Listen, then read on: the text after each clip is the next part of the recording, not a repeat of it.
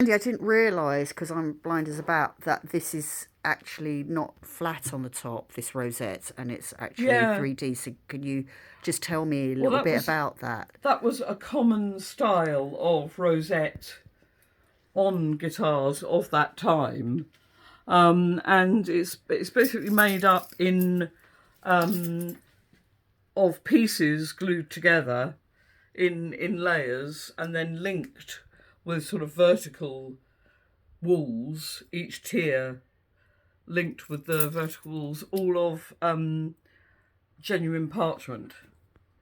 And how And long did that's it the take you? material that was used Yeah. originally. How long did it take you to make this? Um, that one, very sweetly and poignantly for me, all the horizontal levels were made by Rowan Oh, yeah. before she passed Bless her. away, Yeah. obviously, in the London workshop. And then I glued it together by making the tiers. All told, it's the easiest way to express it is it's about a week's work, one way Yes. or another. Yeah. And that's one of the slightly less complex ones and are found on originals. At the moment, I'm in the middle of putting together the horizontal levels of a different one for the black and white round backed guitar on the bench there.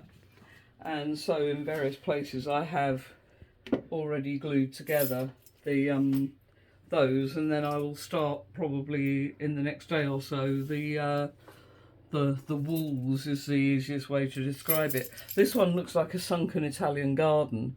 Oh, And my whilst goodness. the original of this was made by one of a mini dynasty of makers in Paris in the 17th century. I think I will have to do this again. I've got. I think. No, that must be right. Sorry, Yeah. you obviously have to edit that off. No, not really. I don't think. Sometimes, you know, Just, even just. I don't I think. get I my don't think dates you're gonna. wrong. Yeah, no, 17th century is correct.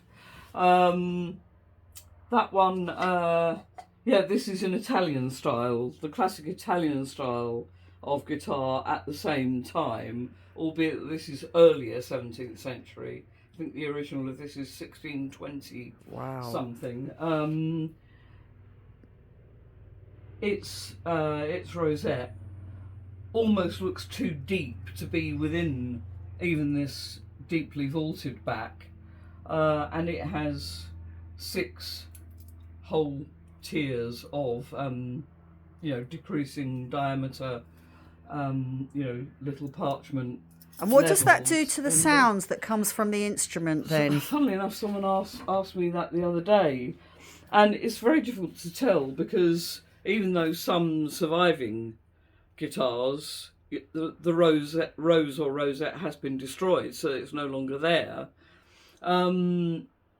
So few original instruments from the time are in playing condition, so it's very difficult to tell, what happens if you don't have the rose there. But one time, I think for repair, a Baroque guitar came to us without a rose, and whilst it wasn't made by us, so it would have had a slightly different sound anyway, comparing it to one we had just built at the time with a rose, it seems like it helps, I don't know, filter mellow the sound slightly. It filters out the sort of harsher harmonics, the more strident harmonics, to have something in there. More But depth. of course, so it gives it a slightly sweeter, mellower sound, Yeah. is how I think I'd characterise it. And but the interesting thing is, as the guitar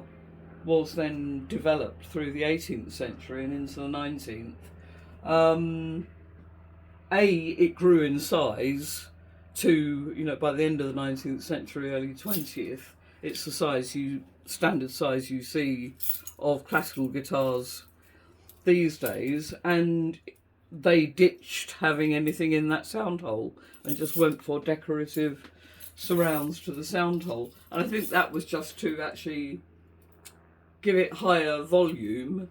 Not that these lack volume, even though they are smaller, and they project very well.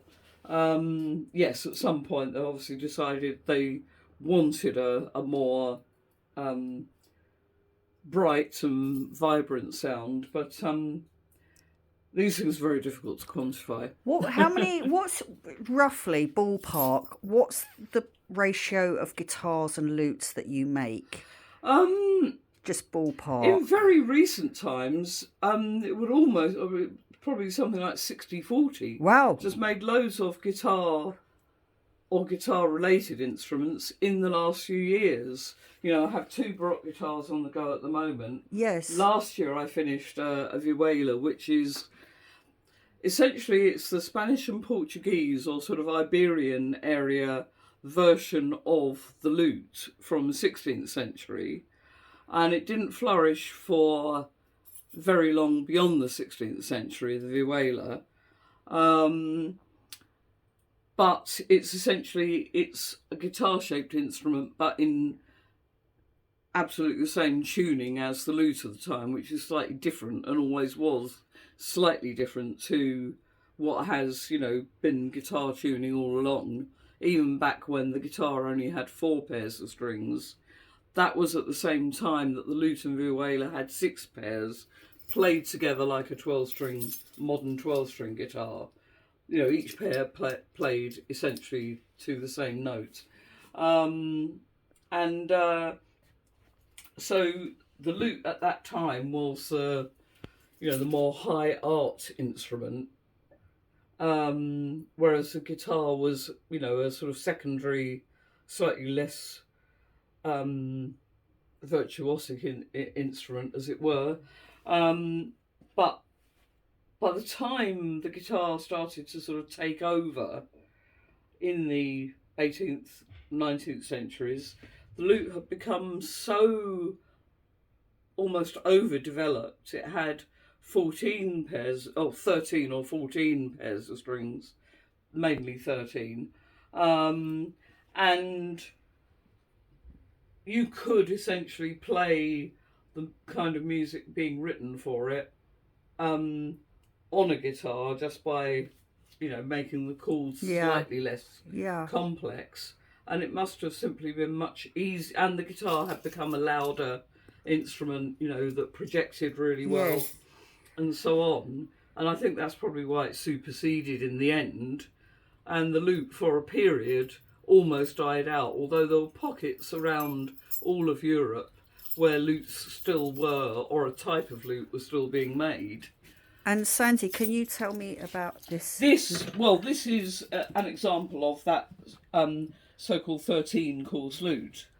So this will have 13 pairs of strings, effectively. So